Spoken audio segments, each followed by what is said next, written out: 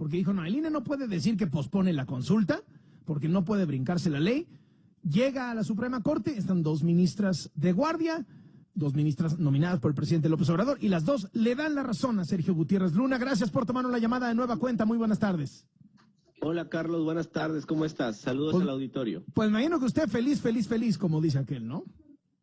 Pues mira, contento de haber hecho lo que se debió, ¿no? Te comentaba ayer, era algo muy claro. La Suprema Corte le había dicho en un primer momento al INE que no se podía suspender el efecto de la ley, no obstante eso el INE de motu propio unilateralmente lo suspendió, pues era claro que iba a tener esta consecuencia, ¿no? A ver, ahora, la Suprema Corte entiendo que no resuelve de fondo el asunto. Así es. ¿A qué sí obliga al INE? O sea, es decir, todavía no dice qué onda con la lana, pero mientras tanto, ¿qué? Así es. Lo que resolvió la Suprema Corte ayer es dejar sin efecto lo que aprobó el INE la semana pasada, el viernes de la semana pasada, donde el INE había suspendido unas fases del proceso de revocación de mandato. ¿Qué dijo la Corte? Que no puede el INE hacerlo unilateralmente, que ya le había dicho a la propia Corte que no se podía suspender, y además que estaban violando los derechos políticos, derechos fundamentales en materia política, algo que está prohibido por la Constitución en el artículo 29. Entonces, era muy claro el tema. ¿Qué dice la Corte? Bueno, continúa el tema en sus fases normales, son vigentes las leyes que están, que es la Ley Federal de Revocación de Mandato y el presupuesto de egresos de la Federación, y hasta en tanto la propia Corte no diga otra cosa, tendrá el INE que ajustarse a eso. Ahora, hay muchas suspicacias porque las dos ministras que están de guardia, que son las que resuelven este asunto, fueron nominadas por el presidente López Obrador. ¿Qué piensa usted de esta suspicacia? Pues mira, yo te he hablado de las razones lógicas. Yo creo que tu auditorio entiende que si había una determinación previa, que no era de esas ministras donde se le habían negado la suspensión y el INE insiste en suspenderlo, lo lógico era que la Corte les dijera pues, que no. Entonces nada tiene que ver, creo yo, con quiénes son las ministras o quién las nominó. Es un acto que me parece muy claro, no solo de derechos, sino de lógica, Carlos, de lógica básica. El INE tiene 1.500 millones, pero dice que necesita 4,000. ¿Se vale que organice la consulta solo con esos 1.500 millones y que instale solo un tercio de las casillas? A ver, ojo, una parte del INE. Hay otros consejeros, como por ejemplo, yo he escuchado a la consejera Carla Humphrey, que trae algunas ideas, algunas propuestas para que cueste menos, para eficientar algunos procesos. ¿Qué te diría yo a partir de lo que se resolvió ayer? Que el INE debiera hacer una pausa para, con mucha responsabilidad, ya no estar en la cerrazón hacer los ajustes necesarios, escuchar algunas propuestas que tienen consejeros de la propia institución. No estoy diciendo la Cámara, no estoy diciendo los partidos, estoy hablando de consejeros que están en el INE, que tienen algunas propuestas para eficientar los procesos, para ahorrar, para ver de qué manera pueden hacerse las cosas no tan onerosas como lo pretende otro grupo de consejeros, pero que sí sean de la magnitud, de la importancia y de la trascendencia como lo ordena la ley. Yo creo que eso debiera estar haciendo el INE ahorita. Usted se lanza a denunciar a los 6 consejeros que votaron a favor de la posposición. ¿Por qué esto? No es que me lance, es la obligación que yo tengo, una obligación jurídica. Al resolver esto, estamos ante un desacato a la ley, ante un desacato a una resolución de la Corte, y la posible comisión de ilícitos para mí me implica una obligación de hacerlo del conocimiento del Ministerio Público Federal y del órgano interno de control del INE. De no hacerlo yo, estaría yo incurriendo en una responsabilidad.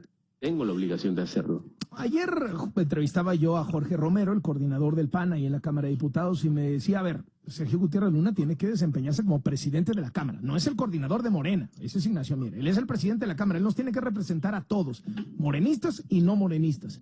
¿Por qué no anda tan activo con el decretazo de López Obrador, que también es ponerse por encima de las leyes que emanan del Congreso? ¿Por qué no denuncia también a López Obrador por este decretazo? ¿Qué le contesta a usted?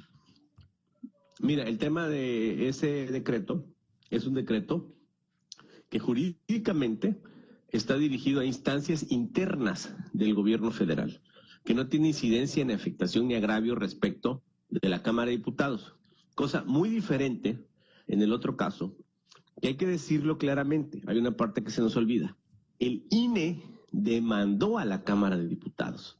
Nosotros somos parte de un procedimiento que inició con una demanda del INE. No es que ande yo de oficioso. El INE nos demandó en un primer momento y yo tengo que defender a la Cámara. Soy el representante legal, no puedo no defenderla. No es una intimidación a los consejeros que pues simplemente ejercieron su derecho al voto y a opinar y a estar en desacuerdo con este asunto. ¿No está el gobierno morenista, el Estado morenista, desde la presidencia con las declaraciones de López Obrador, desde la Suprema Corte con 2 nominadas, desde el Congreso con usted como un destacadísimo y poderoso morenista, intimidando a los consejeros del INE? Mira, yo creo que hay que ir desmenuzando cada una de esas afirmaciones que haces. En el caso de las ministras, pues ya te di una explicación yo argumentativa, lógica, creo que es bastante sustentada de por qué se tomó esa determinación.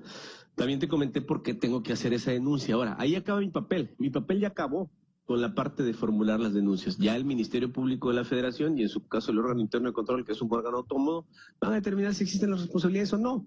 Si no existen, pues qué bueno, y si existen, pues tendrán que seguir los cauces jurídicos también. Estamos en un Estado de Derecho. Ahora, el planteamiento que tú señalas es como si yo fuera optativo para mí denunciar o no. No, no es optativo, es obligatorio. Tengo que hacerlo. ¿En el fondo no se quieren cargar al INE? Fíjate que no, lo que se quiere es hacer una consulta respetando la ley, una ley que aprobamos en la Cámara de Diputados y en el Senado de la República, una ley que además tiene un antecedente, Carlos. Cuando yo era representante ante el INE, justamente lo mencionaste, el INE decía que no había ley. Efectivamente, no había ley. Estábamos en una omisión legislativa.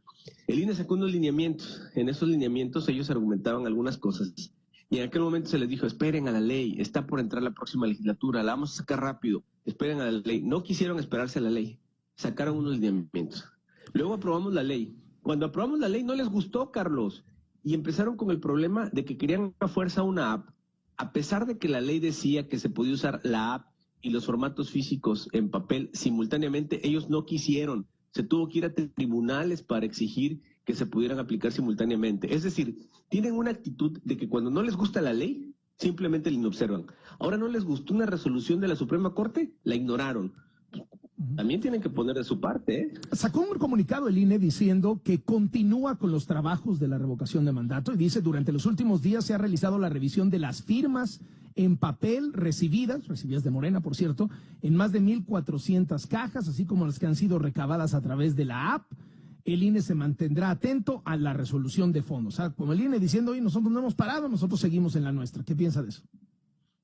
Que bueno, materialmente no habían parado respecto de esa parte, pero jurídicamente habían tomado una determinación que sí suspendía los efectos de otras fases y nosotros tuvimos que actuar para que la Corte repitiera lo que ya había dicho. La Corte solo repitió lo que había dicho. Ya.